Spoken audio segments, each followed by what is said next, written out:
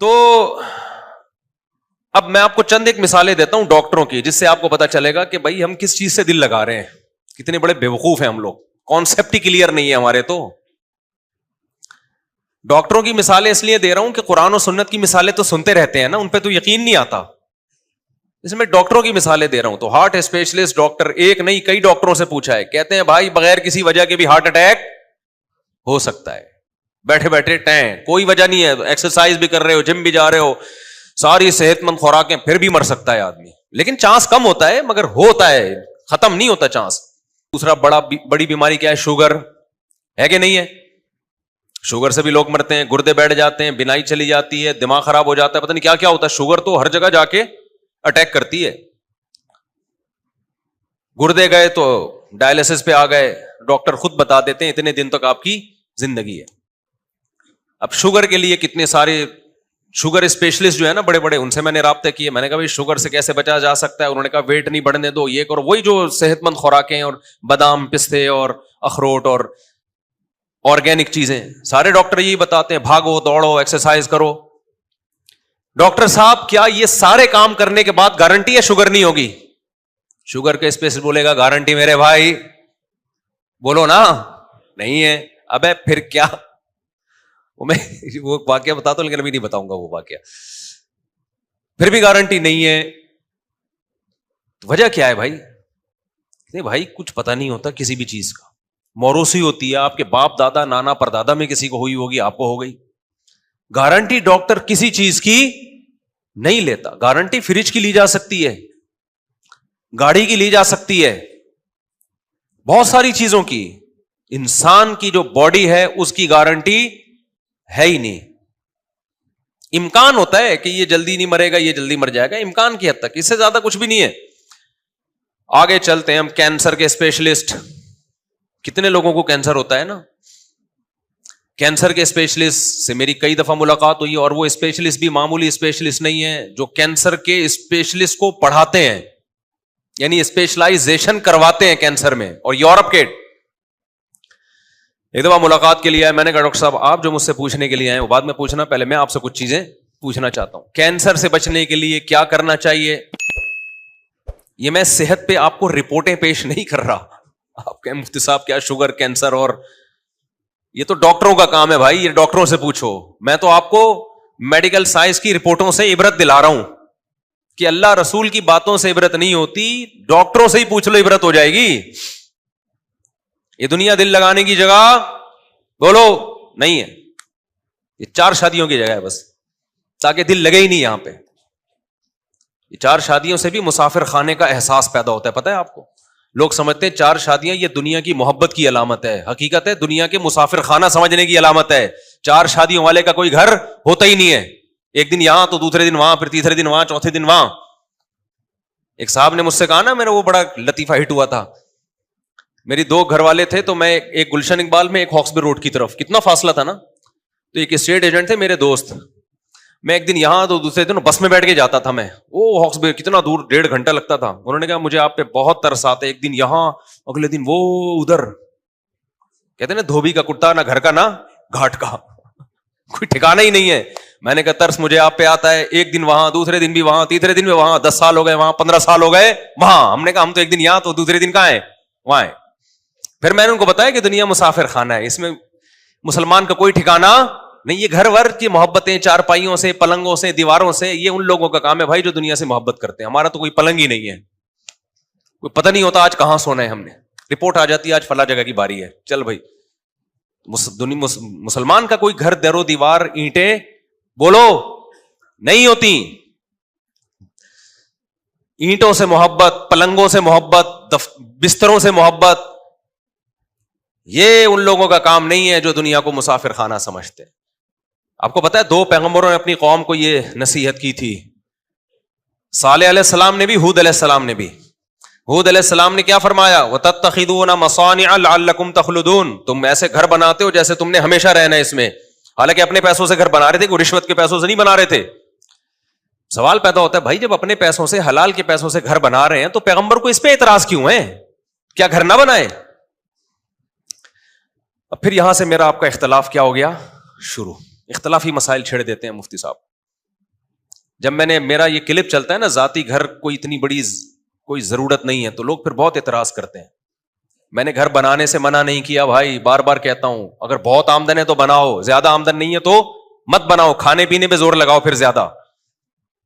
بہت اللہ نے دے دیا پیسہ تو ٹھیک ہے بنا لو, اور وہ بھی اتنا بڑا, اتنا بنگلہ, اتنا خوبصورت, یہ بے وقوفوں کے کام ہے. تو میں آپ کو گنہگار نہیں سمجھتا زیادہ مضبوط گھر بنانے پر, بے وقوف اور احمق سمجھتا ہوں. یعنی ٹانگیں قبر میں لٹکی ہوئی ہیں, پتہ ہے 10-20 سال کے بعد مر جانا ہے, اور اربوں روپے پھونک دیے بنگلہ بنانے پر, تو بے وقوف نہیں تو اور کسے بے وقوف کہتے ہیں میرے بھائی. شوگر کا اسپیشلسٹ کہہ رہا ہے کوئی شوگر کی گارنٹی نہیں ہے, کینسر کا اسپیشلسٹ کہہ رہا ہے کینسر کی گارنٹی نہیں ہے, ہارٹ پیشنٹ کے کبھی بھی مر سکتا ہے, پھر اربوں روپے پھونک دیے کس میں, سریے اور دیواروں میں. اٹ از کالڈ حماقت. اس کو کیا بولتے ہیں؟ کسی بھی عقل مند سے پوچھو گے بولے گا بھائی یہ بے وقوفی ہی ہے. تو ہود علیہ السلام نے قوم سے کیا فرمایا؟ تتخذون مصانع لعلکم تخلدون. اپنے پیسوں سے, حلال کے پیسوں سے بنا رہے ہو, گھر بنا رہے ہو, گھر بنانے پہ ہمیں اعتراض نہیں ہے, اتنے مضبوط بناتے ہو جیسے تم نے ہمیشہ رہنا ہے یہاں پہ. حالانکہ اس قوم کی عمریں ہماری عمروں سے بہت زیادہ تھیں, ان کی ہڈیوں میں کیلشیم ہماری ہڈیوں میں کیلشیم سے زیادہ تھا, ان کی ہڈیوں میں سریا بحریہ ٹاؤن میں بننے والے بنگلے کی بنیادوں میں سریے سے زیادہ تھا. اس کے باوجود پیغمبر ان سے کہہ رہے ہیں تم ایسے گھر بناتے ہو جیسے تم نے یہاں سے نکلنا ہے ہی نہیں. مسافر خانہ ہے بھائی, اتنا لفٹ کراؤ اس دنیا کو جتنا یہاں رہنا ہے. صالح علیہ السلام نے بھی اپنی قوم سے یہی کہا. صالح علیہ السلام نے کیا فرمایا؟ وَتَنْحِتُونَ مِنَ الْجِبَالِ بُيُوتًا فَارِهِينَ. چٹانوں کو تراشتے ہو اور اندر بنگلے کھڑے کر دیتے ہو. کتنی محنت لگتی ہے چٹانوں کو تراش کے بنگلہ بنانے میں بھائی, عمریں بیت جاتی ہوں گی. تو اور صدیوں تک وہ گھر ابھی بھی نشانات ہیں. میں ترکی گیا ہوں نا, ترکی کے بارڈر پہ, وہاں آپ دیکھیں گے غاروں کے اندر پورے محل بنے ہوئے ہیں. اگر ان کو پتا ہوتا نا کہ یہ ولاگنگ کے کام آئیں گے ہمارے محل ہمارے مرنے کے بعد, تو شاید وہ اتنی محنت نہ کرتے. وہ کہتے ہیں ہم تو اپنے لیے بنا رہے ہیں. 50 سال لگ جاتے ہوں گے اس محل کو تیار کرنے میں. زندگی میں کتنے سال رہ جاتے؟ 20-30 سال رہ جاتے تھے. کہتے ہیں بچوں کے لیے بنا رہے ہیں, تو بچوں کے لیے آپ پراپرٹی لے کے ڈال دو اگر اللہ نے بہت پیسہ دیا ہے, یا گھر لے کے ڈال دو, لیکن یہ ذہن میں رکھو کہ جب یہ بڑے ہوں گے نا یہ یہاں رہیں گے نہیں. اگر بچے ماں باپ کے گھر میں رہتے نا تو ہم سب آدم علیہ السلام اور اماں ہوا کے گھر میں رہ رہے ہوتے ابھی. کیا خیال ہے بھائی؟ نہیں یاری بات, میرا خیال ہے اوپر سے گزرنا شروع ہو گئی ہے. آدم علیہ السلام نے بھی سوچا ہوگا گھر بناؤں اپنے بچوں کے لیے, سارے یہاں پھر ہوتے نہ بچے جیسے جیسے بڑے ہوئے مارکیٹ سے شارٹ ہوتے گئے. میرے والد صاحب نے گھر بنایا ہمارے لیے, ہم تو نہیں رہ رہے بھائی اس میں. کون رہتا ہے بھائی؟ سب کوئی جاب ہوتی ہے, کوئی کہاں چلا جاتا ہے, کوئی کدھر چلا جاتا ہے. تو اتنی ٹینشن نہ لو, بچہ کے لیے اللہ نے وسائل دیے تو چھوڑ کے جاؤ, لیکن یہ ذہن میں رکھو بچہ 2 ہاتھ اور 2 پاؤں لے کے آتا ہے. اللہ نے کچھ اس کو بھی کہا ہے کہ تو بھی کچھ ہاتھ پاؤں مارے گا, لہذا بچوں کی زیادہ ٹینشن لے کے وقت سے پہلے قبر میں مت جاؤ.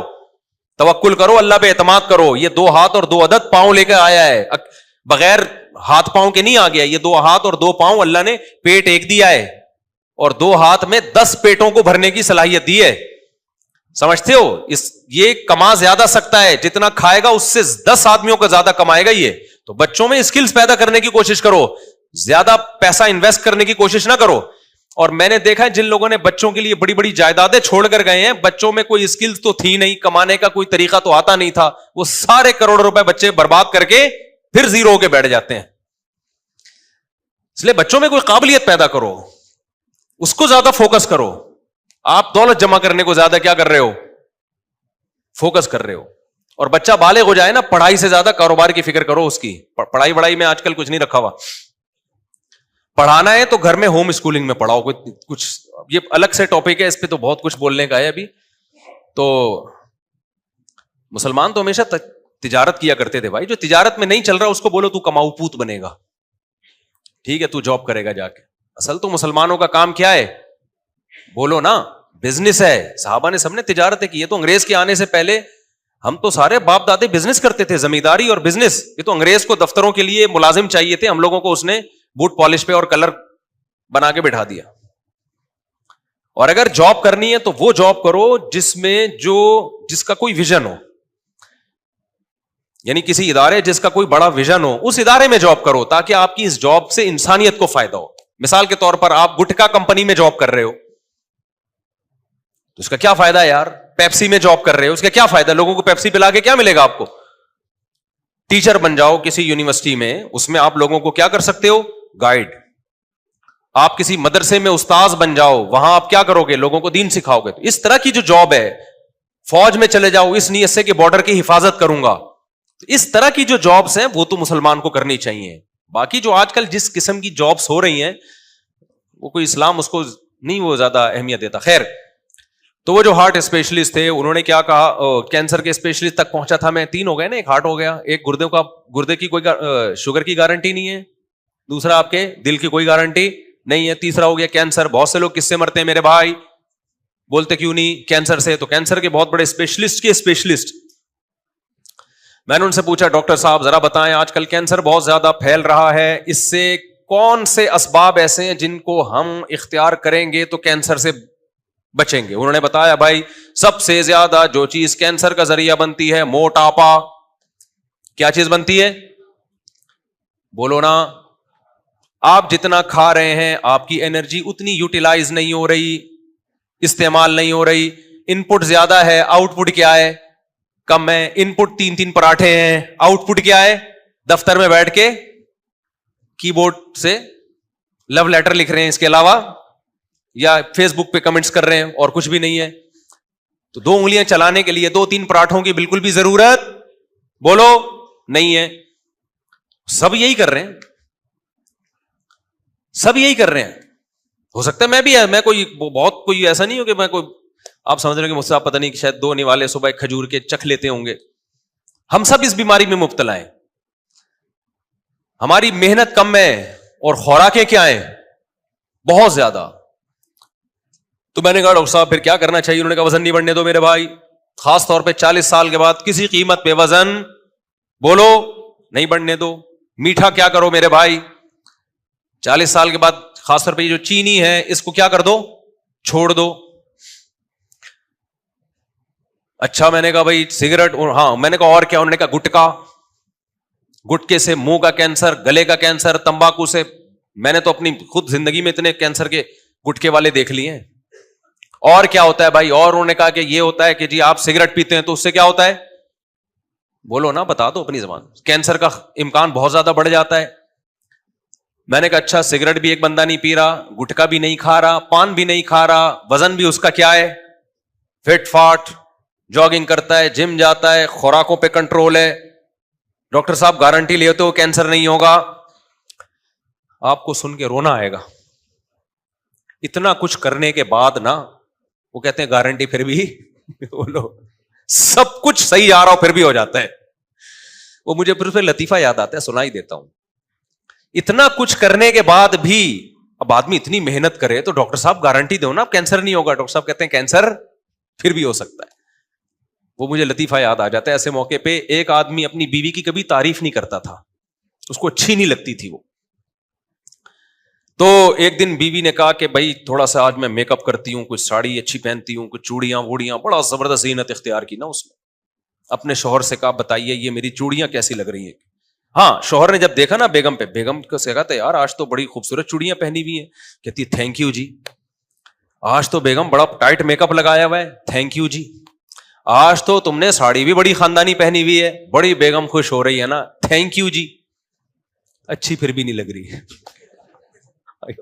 یہ ساری چیزیں بہت اچھی تم نے پہنی ہوئی ہیں مگر تم اچھی بولو پھر بھی نہیں لگی. ہمارے ایک دوست تھے, ان کو رنگین ٹوپیاں پہننے کا شوق تھا جب ہم کالج میں پڑھتے تھے, کلرفل ٹوپیاں. مجھے یہ تھا کہ ٹوپی پہننی ہے تو یہ سادہ چائنا والی. ان کو شوق تھا نیلی پیلی نا بتیاں لگی ہوئی ہیں اس میں, تو بڑی چمکدار قسم کی ٹوپیاں خرید کے. میرے کلاس فیلو ہیں, بیان بھی سنتے ہیں. ایک دن میں نے ان سے کہا, میں نے کہا یار یہ تم کیا نیلی پیلی پہن رہے ہو؟ کہہ رہے یار اچھی نہیں لگ رہی ٹوپی. میں نے کہا دیکھو ٹوپی کا اچھا لگنا کافی نہیں ہے, ٹوپی پہن کے بندہ بھی اچھا لگے. یہ ٹوپی واقعی بہت خوبصورت ہے, اسے پہن کے بندہ اچھا نہیں لگتا. میں نے کہا آپ کیا کرو, چوڑیاں پہن لو. چوڑیاں تو خوبصورت ہوں گی لیکن بندہ پہن کے اچھا لگے گا چوڑیاں پہن کے؟ ایک بڑا خوبصورت سا دوپٹہ ہے, اس میں وہ پیکو شیکو ہوا ہے, دوپٹہ تو بڑا خوبصورت ہے, لیکن وہ جب آدمی پہنے گا تو اچھا لگے گا. تو ہر اچھی چیز استعمال کے بعد وہ چیز تو اچھی ہوتی ہے, ضروری نہیں کہ بندہ بھی اچھا لگنا شروع کر دے وہ. تو اس آدمی نے اپنی بیگم کے ہر چیز کی تعریف کی, آخر کہا اچھی تو پھر بھی, یہ ساری چیزیں اچھی ہیں مگر تو اچھی نہیں لگ رہی. تو ڈاکٹر صاحب کی اس بات سے نا مجھے یہ لطیفہ یاد آیا. میں نے کہا ڈاکٹر صاحب اس نے سگریٹ بھی چھوڑ دی, گٹکا بھی چھوڑ دیا, پان بھی چھوڑ دیا, ایکسرسائز بھی کر لی, خوراک پہ کنٹرول بھی کر لیا, کینسر سے بچنے کی گارنٹی پھر بھی نہیں ہے. اس کا یہ مطلب نہیں ہے کہ آپ احتیاطیں نہ کریں, چانسز بہرحال کم ہو جاتے ہیں. جو ہمارا لائف اسٹائل ہے اس میں تو شوگر کا بھی چانس ہے کہ 90% شوگر بھی ہوگی, کینسر بھی ہوگا, بلڈ پریشر بھی ہوگا, اٹیک سے بھی مرو گے. جو نہیں مرے اب تک ان پہ حیران ہو کہ یہ مرے کیوں نہیں ابھی تک. تو میں یہ نہیں کہہ رہا کہ آپ احتیاط نہ کریں, لیکن گارنٹی ڈاکٹر صاحب کی طرف سے میرے بھائی بولو کوئی بھی نہیں. اور اس سے آگے چل کے ایک اور بات کرتا ہوں میں, اگر ڈاکٹر گارنٹی لے بھی لے, ڈاکٹر کہ بھائی تیرا لائف اسٹائل اتنا خاندانی ہے نا, او ہو کہ ابھی WHO کی ایک رپورٹ آئی ہے کہ جس کا ایسا لائف اسٹائل ہوگا اس کے بارے میں WHO کی طرف سے گارنٹی ہے کہ نہ اس کو کبھی شوگر ہوگی, نہ بلڈ پریشر ہوگا, نہ اس کے گردے کبھی خراب ہوگے, نہ اس کو ہارٹ اٹیک ہوگا, یہ 150 سال جیے گا. یہ اول تو ایسی کوئی گارنٹی ہے نہیں. فرض کرو سائنس نے اتنی ترقی کر لی کہ ایسی چیزیں ایجاد ہو گئی ہیں کہ اب جی 150 سال تک یہ میڈیسن جو لے گا یا یہ خوراک جو کھائے گا وہ کب تک زندہ رہے گا, 150 سال تک. فرض کرو سائنس نے ترقی کر لی. تو مجھے ایک بات بتاؤ, کراچی میں جو گٹر کے ڈھکن ہیں ان کی کوئی ذمہ داری لے گا؟ چلتا ہوا آدمی کہاں گر جاتا ہے؟ بولو. نہ شوگر تھی, نہ بلڈ پریشر تھا, گٹر دیکھتا ہے کہ چونکہ یہ شوگر بھی نہیں ہے, اس کو WHO نے سرٹیفکیٹ دیا 150 سال زندہ رہے گا, لہذا اس کو نیچے گرنے سے کیا کر لو, روک لو. ٹرک والا جب ٹرک چلا رہا ہوتا ہے وہ یہ دیکھتا ہے کہ یہ صحت کے سرٹیفکیٹ لے کے گھوم رہا ہے یا نہیں گھوم رہا, وہ کچلتا ہوا بولو جاتا ہے. کوئی گارنٹی نہیں ہے بھائی. آپ کہہ سکتے ہو یہ حادثات, امریکہ میں تو گٹروں کے ڈھکن ہوتے ہیں, چلو ہم امریکہ چلتے ہیں, وہاں جا کے رہیں گے, وہاں یہ حادثات کا چانس کم ہے. بھائی وہاں جب حادثہ ہوتا ہے تو ہول سیل کے حساب سے پبلک جاتی ہے. یہاں تو ایک بندہ مرے گا دوسرا سدھر جائے گا کہ سڑک پہ چلو ہی نہیں, ٹرک مارتا ہے. جاپان میں ٹرین کتنی زبردست, جاپان نے ٹرین کی ٹیکنالوجی میں ترقی کی ہے, لیکن ٹرینیں وہاں بھی الٹتی ہیں. اور جب جاپان کی ٹرین الٹتی ہے نا تو 500 کلومیٹر فی گھنٹہ جو ہماری ٹرین الٹے گی نا, الٹنے سے پہلے آپ چھلانگ لگا سکتے ہو. حقیقت ہے, اتنا چانس دیتی ہے وہ, کیونکہ ایسے چھکا چھک چل رہی ہوتی ہے اور کھڑکڑ کھڑکڑ کی آوازیں آتی ہیں, پہلے انجن ہلتا ہے, ٹرین آپ کو اندازہ ہو جاتا ہے کہ بھائی کچھ زیادہ ہی ہو گیا آج. بہت موقع ملتا ہے کہ بھی چھلانگ لگا لے تو. کہ جو 500 کلومیٹر پر آور سے بھاگ رہی ہے نا, اللہ نہ کرے جب اس میں حادثہ ہوتا ہے تو پھر چھلانگ لگانے کا موقع پھر ایسے گاجر مولی کی طرح کٹتے ہیں لوگ, جہاز بھی گرتے ہیں. میں ایک سفر کر رہا تھا, ایک پائلٹ نے مجھے بتایا, جہاز میں پائلٹ نے, تو ہر طبقے سے جب آدمی مشہور ہوتا ہے تو ہر طبقہ جاننے لگتا ہے تو دوستی ہو جاتی ہے. ایک آپ کو دلچسپ واقعہ بتاؤں, میں سعودیہ جا رہا تھا تو ایک خوشبو میں نے بڑی خاندانی لگائی ہوئی تھی, تو ایئر ہوسٹس کو وہ خوشبو بڑی پسند آ گئی. مجھ سے ڈائریکٹ تو اس نے شرم کی وجہ سے کہا نہیں, جو اسٹیورڈ ہوتا ہے نا اس کو بولا کہ مفتی صاحب نے کون سی خوشبو لگائی ہوئی ہے, یہ بڑی زبردست خوشبو ہے. تو میں نے جیب سے نکال کے اس کو دکھا دی یہ والی خوشبو لگائی ہوئی, اور پھر میں نے جیب میں ڈال دی. اچھا مجھے تو ذہن میں ہی نہیں رہا کہ یہ بیچاری مانگ رہی ہے خوشبو یا کیا, میرے دماغ میں واقعی یہ بات نہیں آئی. اچھا اب میں نے اپنے دوستوں کو جا کے بتایا کہ یار یہ خوشبو, اب ہر آدمی وہ خوشبو مجھ سے مانگ رہا ہے. تو ہمارے ایک دوست ہانگ کانگ گئے, وہ خوشبو لگا کے کہہ رہے کسی نے لفٹ نہیں کرائی. سمجھ میں آ رہی ہو نہیں آئی؟ میرا خیال ہے بہت گہری بات کہہ گیا, میں بہت گہری بات کہہ گیا, جلدی سمجھ میں نہیں آتی. یہ بالکل ایسے ہی ہے کہ کچھ لوگ جا رہے تھے تو گروپ کی شکل میں نا, انہوں نے کہا اگر کسی نامحرم عورت پہ نظر پڑے تو استغفار پڑھنا ہے, استغفر اللہ استغفر اللہ. اچانک استغفار کی آواز آئی, سب نے بولا کہاں ہے بھائی کہاں ہے, سمجھ. اچھا خیر, تو ٹرکوں کی گارنٹی کون؟ ہاں وہ میں بتا رہا تھا کہ پائلٹ نے بتایا, میں نے کہا بھائی کوئی حادثے آپ نے کبھی دیکھے ہو, جہاز میں کتنا سیکیورٹی کا نظام ہوتا ہے نا, کتنا بہترین. انہوں نے بتایا رشیا میں ایک دفعہ ہم جا رہے ہیں, رشین جہاز تھا روس کا. اچھا میں نے کسی بیان میں روس کو سوویت یونین کہہ دیا, غلطی سے کہہ دیا ہے, تو سوویت یونین تو افغانستان کی لڑائی کے بعد مارکیٹ سے شارٹ ہو گیا. تو لوگ ایسی غلطیاں پکڑتے ہیں, پھر طنز یہ کرتے ہیں ان کو ہسٹری کا نہیں پتا. اب ہمیں کیوں نہیں پتا افغانستان کی اور رشیا کی ہسٹری کا؟